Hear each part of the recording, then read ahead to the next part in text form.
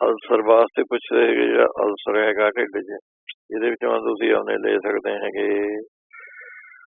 ਐਲੋਵੀਰੇ ਦਾ juice ਹੀ ਨਾ ਚੰਗਾ ਰਹੂਗਾ ਜੀ ਪੀਣਾ ਤੁਹਾਨੂੰ।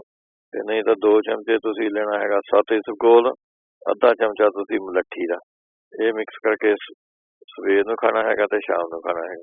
ਤੇ ਨਾਰੀਅਲ ਦਾ ਪਾਣੀ ਇਹਦੇ ਵਿੱਚੋਂ ਚੰਗਾ ਰਹਿੰਦਾ ਹੈ ਅਲਸਰ ਵਾਲਿਆਂ ਨੂੰ। ਗਾਜਰਾਂ ਦਾ ਜੂਸ, ਲੌਕੀ, ਤਰਬੂਜ, ਪੇਠੇ ਦੀ ਮਠਿਆਈ ਜਾਂ ਪੇਠਾ, ਕੇਲਾ, ਪੱਤਾ ਗੋਭੀ, ਅਨਾਰ, ਪਪੀਤਾ, ਅੰਗੂਰ, ਸੰਤਰਾ, ਸੌਗੀ, ਇਹੋ ਜਿਹੀਆਂ ਚੀਜ਼ਾਂ ਖਾਓ, ਇਹਦੇ ਨਾਲ ਸਾਰਾ ਠੀਕ ਹੋ ਜੂਗਾ ਜੀ ਅਲਸਰ ਦਾ ਪ੍ਰੋਗਰਾਮ ਜਿਹੜਾ ਹੁੰਦਾ। ਅੱਛਾ ਜੀ, ਜਿਹੜੇ ਫਿਰ ਇਹਦੇ ਵਿੱਚੋਂ ਜਿਹਨਾਂ ਨੂੰ ਅਲਸਰ ਹੋਇਆ ਵਾ, ਤੁਸੀਂ ਆਪਣੇ ਦੁੱਧ ਘੱਟ ਖਾ ਲੈਣਾ ਹੈਗਾ, ਸ਼ਰਾਬ ਨਹੀਂ ਪੀਣੀ, ਕੌਫੀ ਨਹੀਂ ਪੀਣੀ, ਅਚਾਰ ਨਹੀਂ ਖਾਣਾ ਕੋਈ, ਨਿੰਬੂ ਦਾ ਆਇਆ, ਅੰਬ ਦਾ ਆਇਆ, ਕੋਈ ਅਮਚੂਰ ਨਹੀਂ ਖਾਣਾ ਹੈਗਾ ਇਹਦੇ ਵਿੱਚੋਂ। ਇਹਨਾਂ ਚੀਜ਼ਾਂ ਦਾ ਪਰਹੇਜ਼ ਰੱਖਣਾ ਹੈਗਾ ਤੁਸੀਂ। ਅੱਛਾ, ਫਿਰ ਅਲਸਰ ਵਾਲੇ ਵੀ ਸਤ ਇਸਬਗੋਲ ਲੈ ਸਕਦੇ ਹੈਗੇ 2 ਚਮਚੇ, ਸਵੇਰ ਸ਼ਾਮ ਲੈ ਸਕਦੇ ਹੈਗੇ ਤੁਸੀਂ ਇਹਦੇ ਵਿੱਚੋਂ। ਫਿਰ ਤੁਸੀਂ ਆਪਣੇ ਕੇਲੇ ਖਾ ਲਿਆ ਕਰੋ 1-2 ਰੋਜ਼, ਇਹ ਵੀ ਅਲਸਰ ਨੂੰ ਵਧੀਆ ਰੱਖਦੇ ਹੈਗੇ।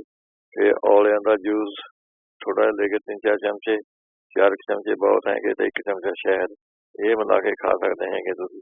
ਜੇ ਤੁਹਾਨੂੰ ਉਹਨੇ ਇੱਥੇ ਪਾਨ ਹੁੰਦਾ, ਜਿਹੜਾ ਪਾਨ ਖਾਂਦੇ ਹਰੇ ਪੱਤੇ ਜਿਹੜੇ ਹੁੰਦੇ, ਜੇ ਉਹਨਾਂ ਦਾ ਜੂਸ ਥੋੜਾ ਜਿਹਾ ਕੱਟ ਕੇ ਚਟਨੀ ਜੀ ਬਣਾ ਕੇ ਕੱਪੜੇ ਵਾਂਗ ਨਿਚੋੜ ਕੇ ਅੱਧਾ ਕੁ ਚਮਚੇ ਤੁਸੀਂ ਰੋਜ਼ ਲਈ ਚੱਲੋ, ਜਾਂ 1 ਚਮਚਾ ਵੀ ਲੈ ਸਕਦੇ ਹੈਗੇ, ਉਹਦੇ ਨਾਲ ਵੀ ਅਲਸਰ ਨੂੰ ਬਹੁਤ ਫਰਕ ਪੈ ਜਾਂਦਾ ਜੀ ਇਹਦੇ ਵਿੱਚ।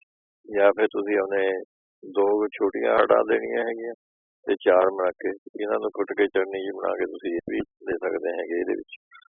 ਅਲਸਰ ਵਾਸਤੇ ਪੁੱਛਦੇ ਹੈਗੇ, ਜਿਹੜਾ ਅਲਸਰ ਹੈਗਾ ਢਿੱਡ 'ਚ, ਇਹਦੇ ਵਿੱਚੋਂ ਤੁਸੀਂ ਉਹਨੇ ਲੈ ਸਕਦੇ ਹੈਗੇ ਐਲੋਵੀਰੇ ਦਾ ਜੂਸ ਹੀ ਨਾ ਚੰਗਾ ਰਹੂਗਾ ਜੀ ਪੀਣਾ ਤੁਹਾਨੂੰ। ਤੇ ਨਹੀਂ ਤਾਂ 2 ਚਮਚੇ ਤੁਸੀਂ ਲੈਣਾ ਹੈਗਾ ਸਤ ਇਸਬਗੋਲ, ਅੱਧਾ ਚਮਚਾ ਤੁਸੀਂ ਮਲੱਠੀ ਦਾ, ਇਹ ਮਿਕਸ ਕਰਕੇ ਸਵੇਰ ਨੂੰ ਖਾਣਾ ਹੈਗਾ ਤੇ ਸ਼ਾਮ ਨੂੰ ਖਾਣਾ ਹੈਗਾ। ਤੇ ਨਾਰੀਅਲ ਦਾ ਪਾਣੀ ਇਹਦੇ ਵਿੱਚੋਂ ਚੰਗਾ ਰਹਿੰਦਾ ਹੈ ਅਲਸਰ ਵਾਲਿਆਂ ਨੂੰ। ਗਾਜਰਾਂ ਦਾ ਜੂਸ, ਲੌਕੀ, ਤਰਬੂਜ, ਪੇਠੇ ਦੀ ਮਠਿਆਈ ਜਾਂ ਪੇਠਾ, ਕੇਲਾ, ਪੱਤਾ ਗੋਭੀ, ਅਨਾਰ, ਪਪੀਤਾ, ਅੰਗੂਰ, ਸੰਤਰਾ, ਸੌਗੀ, ਇਹੋ ਜਿਹੀਆਂ ਚੀਜ਼ਾਂ ਖਾਓ, ਇਹਦੇ ਨਾਲ ਸਾਰਾ ਠੀਕ ਹੋ ਜੂਗਾ ਜੀ ਅਲਸਰ ਦਾ ਪ੍ਰੋਗਰਾਮ ਜਿਹੜਾ ਹੁੰਦਾ। ਅੱਛਾ ਜੀ, ਜਿਹੜੇ ਫਿਰ ਇਹਦੇ ਵਿੱਚੋਂ ਜਿਹਨਾਂ ਨੂੰ ਅਲਸਰ ਹੋਇਆ ਵਾ, ਤੁਸੀਂ ਆਪਣੇ ਦੁੱਧ ਘੱਟ ਖਾ ਲੈਣਾ ਹੈਗਾ, ਸ਼ਰਾਬ ਨਹੀਂ ਪੀਣੀ, ਕੌਫੀ ਨਹੀਂ ਪੀਣੀ, ਅਚਾਰ ਨਹੀਂ ਖਾਣਾ ਕੋਈ, ਨਿੰਬੂ ਦਾ ਆਇਆ, ਅੰਬ ਦਾ ਆਇਆ, ਕੋਈ ਅਮਚੂਰ ਨਹੀਂ ਖਾਣਾ ਹੈਗਾ ਇਹਦੇ ਵਿੱਚੋਂ। ਇਹਨਾਂ ਚੀਜ਼ਾਂ ਦਾ ਪਰਹੇਜ਼ ਰੱਖਣਾ ਹੈਗਾ ਤੁਸੀਂ। ਅੱਛਾ, ਫਿਰ ਅਲਸਰ ਵਾਲੇ ਵੀ ਸਤ ਇਸਬਗੋਲ ਲੈ ਸਕਦੇ ਹੈਗੇ 2 ਚਮਚੇ, ਸਵੇਰ ਸ਼ਾਮ ਲੈ ਸਕਦੇ ਹੈਗੇ ਤੁਸੀਂ ਇਹਦੇ ਵਿੱਚੋਂ। ਫਿਰ ਤੁਸੀਂ ਆਪਣੇ ਕੇਲੇ ਖਾ ਲਿਆ ਕਰੋ 1-2 ਰੋਜ਼, ਇਹ ਵੀ ਅਲਸਰ ਨੂੰ ਵਧੀਆ ਰੱਖਦੇ ਹੈਗੇ। ਤੇ ਔਲਿਆਂ ਦਾ ਜੂਸ ਥੋੜਾ ਜਿਹਾ ਲੈ ਕੇ 3-4 ਚਮਚੇ, 4 ਚਮਚੇ ਬਹੁਤ ਹੈਗੇ, ਤੇ 1 ਚਮਚਾ ਸ਼ਹਿਦ, ਇਹ ਮਿਲਾ ਕੇ ਖਾ ਸਕਦੇ ਹੈਗੇ ਤੁਸੀਂ।